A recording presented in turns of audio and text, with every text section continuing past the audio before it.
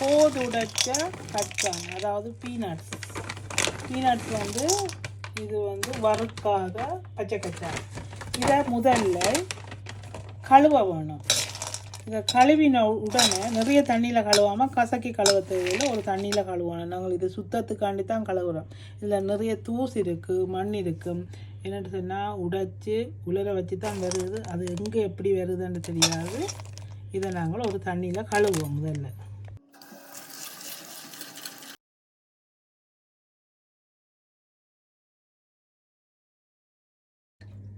இந்த சிவப்பு தோலை கசக்காமல் அப்படியே மெதுவாக வடிச்செடுக்கிறேன்.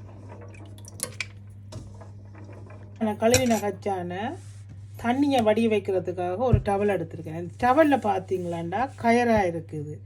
ஏன்னு சொன்னால் இது ஆல்ரெடி நான் இதில் வந்து இந்த கச்சான உலர வட்டினேன். இது நீங்கள் எந்த துணியை எடுத்தாலும் அந்த சிவப்பு கலர் சாயம் வந்து இதில் துணியில் ஊறிச்சுதாண்டா அது போகாது.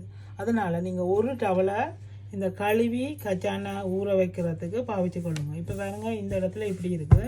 நான் இந்த இடத்துல இப்போ கச்சானை போட்டுட்டு நான் உங்களுக்கு காட்டுறேன் இந்த இடத்துல எப்படி அது ஊறி இருக்குதுன்னு சொல்லி. இப்போ இந்த கழுவி வடித்த கச்சானை இந்த டவலில் போட்டு ஒரு 10 நிமிஷம் தண்ணியை வடிய விடுவேன். அதுக்கு பிறகு தான் நான் வறுக்க போகிறேன்.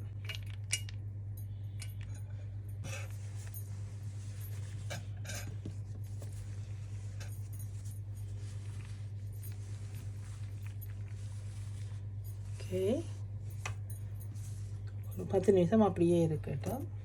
இப்போ நான் இந்த உலர விட்ட கச்சானை மைக்ரோவில் வறுக்க போகிறேன். அடுப்பில் வறுக்காமல் மைக்ரோவில் வறுக்க போகிறேன். ஈஸியாக வறுக்கலாம். அதுக்கு 2 பிளேட் எடுக்கிறேன். 2 பிளேட்லேயும் அந்த கச்சானை பிரித்து போட்டுட்டு நல்லா பரவி வைக்கிறேன். பரவி வச்சுட்டு பிறகு மைக்ரோவை திறந்து மைக்ரோவேக்குள்ளே இந்த கச்சானை வச்சு முதல்ல 5 நிமிஷம் செட் பண்ணி விட்டுருக்கேன். ஒரே அடியாக டைமை வைக்கக்கூடாது.